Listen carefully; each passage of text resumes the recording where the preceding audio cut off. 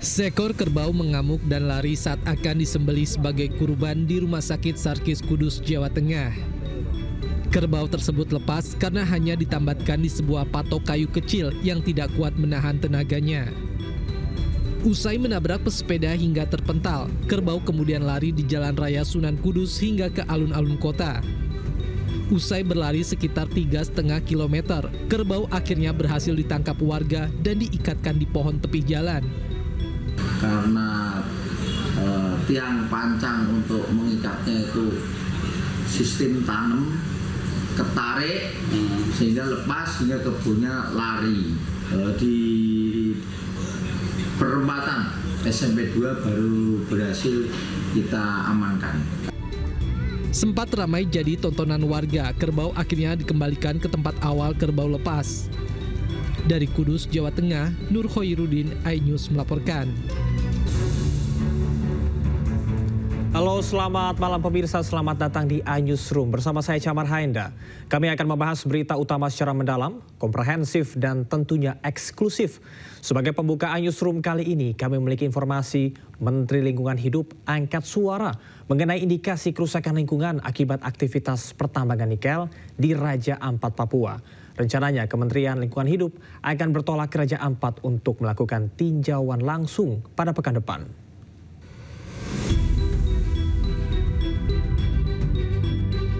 Gerakan tagar Save Raja Ampat tengah menggema di media sosial beberapa waktu kebelakang. Gerakan tersebut muncul atas dugaan eksploitasi tambang nikel di Raja Ampat, Papua.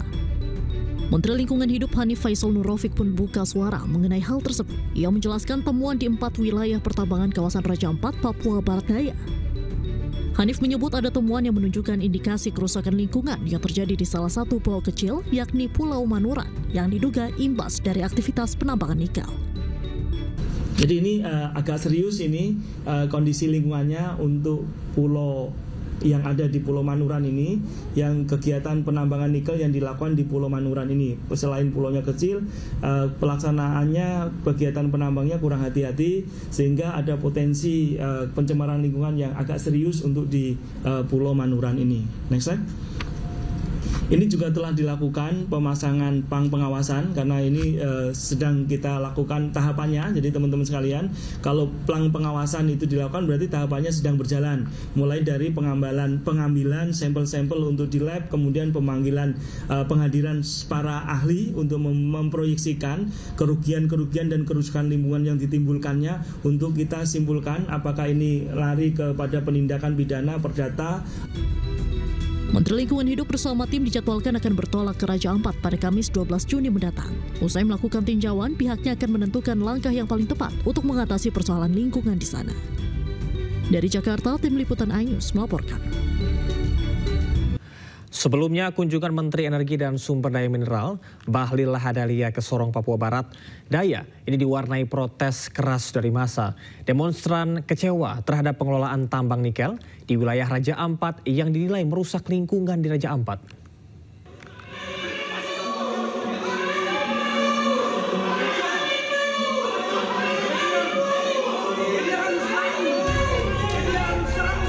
Kemarahan demonstran memuncak saat mengetahui Menteri Energi dan Sumber Daya Mineral Bahlil Lahadalia keluar melalui pintu belakang ruang transit bandara.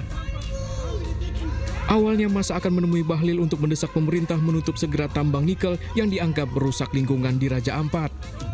Massa juga sempat membentangkan spanduk dan pamflet untuk menyoroti adanya kerusakan di Raja Ampat akibat tambang nikel.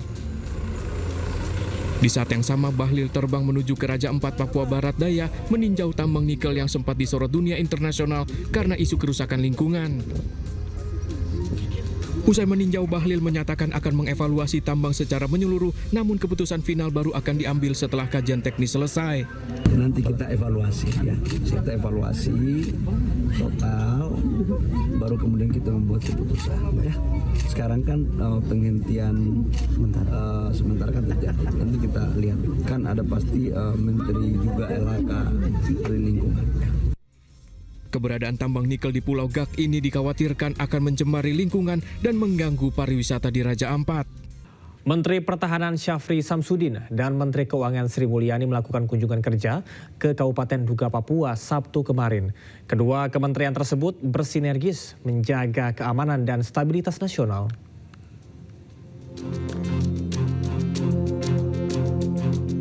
Menteri Pertahanan Syafri Samsudin dan Menteri Keuangan Sri Mulyani melakukan kunjungan kerja ke Kenyam, Kabupaten Duga, Papua. Kunjungan ini menjadi momen bersejarah khususnya bagi Menteri Keuangan untuk pertama kalinya mengunjungi wilayah rawan konflik. Kehadiran Menteri Pertahanan dan Menteri Keuangan menciptakan komitmen sinergis kedua kementerian dalam menjaga keamanan dan stabilitas nasional termasuk di wilayah dengan tantangan strategis tinggi seperti Papua. Sinergi antara pertahanan dan keuangan negara ditunjukkan bukan sekedar wacana, melainkan sebagai langkah nyata memperkuat kedaulatan dan ketahanan nasional dari wilayah terdepan Indonesia. Kita beralih ke informasi lain, pemirsa. Usai ijazah palsu, kini mantan Presiden Jokowi dituding menggunakan skripsi palsu agar bisa lulus kuliah. Jokowi pun menantang para penudingnya melapor ke polisi.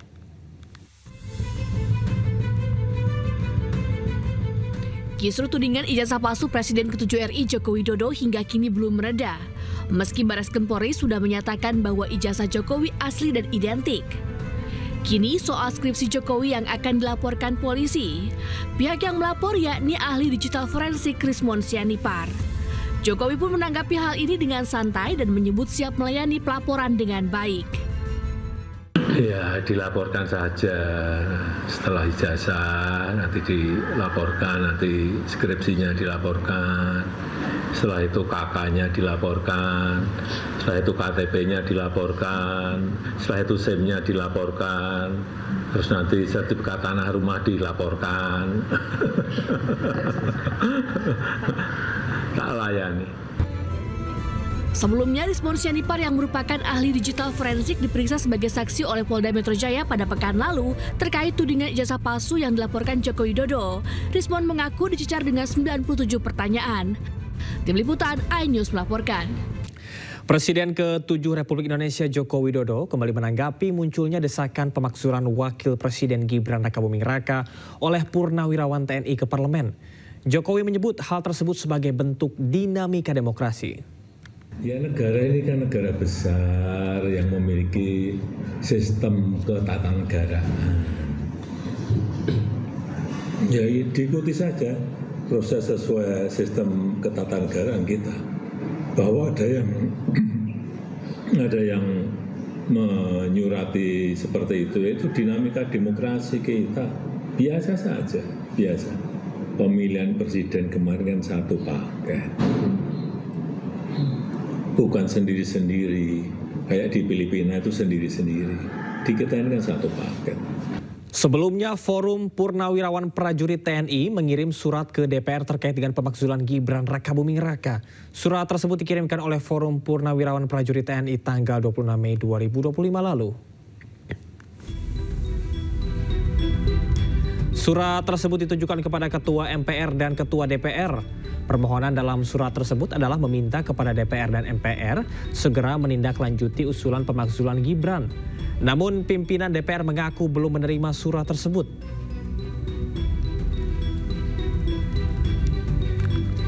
Ya, ini kan kebetulan reses. Saya kan datang, Pak Sekjennya juga nggak ada. Saya pengen lihat suratnya masih di Sekjen, jadi belum sempat baca.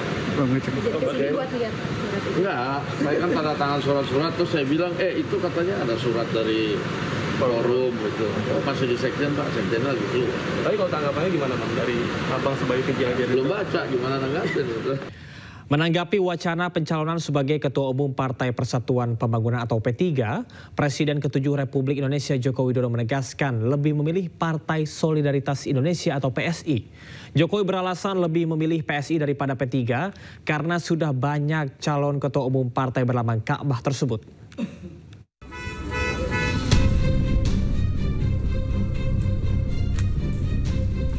Usai jadi rebutan dan digadang-gadang masuk bursa calon ketua umum PSI, hingga dibidik pimpin P3, kini Jokowi dengan mantap memilih Partai Solidaritas Indonesia alias PSI.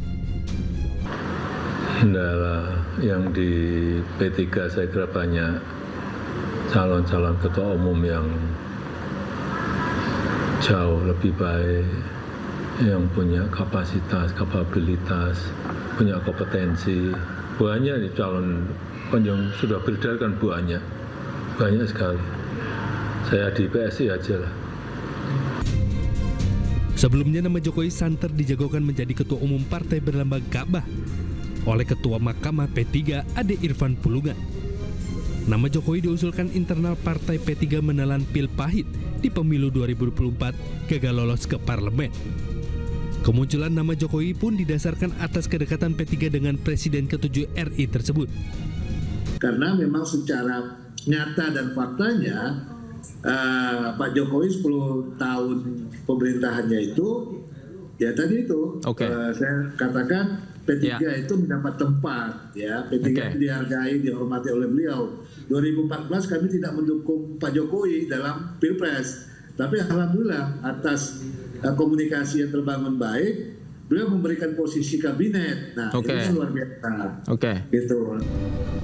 Baik P3 maupun PSI saat ini tengah mempersiapkan gelaran pemilihan calon ketua umum mereka untuk periode mendatang. P3 akan memilih ketua umum pada muktamar yang akan digelar September 2025. Sementara PSI akan kembali memilih calon ketua umum pada Kongres Juli mendatang. Tim Liputan iNews melaporkan.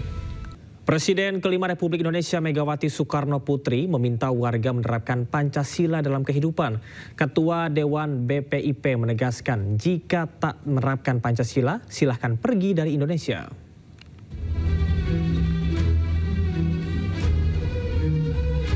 Presiden kelima Republik Indonesia Megawati Soekarno Putri meminta kepada seluruh warga Indonesia untuk mengimplementasikan nilai-nilai Pancasila dalam kehidupan berbangsa dan bernegara. Hal itu disampaikan Megawati saat memberikan pidato di acara pameran foto Guntur Soekarno Putra di Galeri Nasional Sabtu kemarin.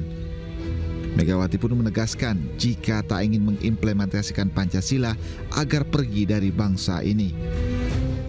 Kalau kalian adalah Pancasilais, kalau kalian adalah warga negara Indonesia, kalau enggak, please, jangan tinggal di sini. Jadi aja imigran. Jadi kalau kamu hanya lip service dengan Pancasila, kalau saya sih go to hell. Iya betul. Ketua Dewan BPIP ini juga menyoroti generasi muda yang dinilai kurang memahami dan menghargai perjuangan pendiri bangsa.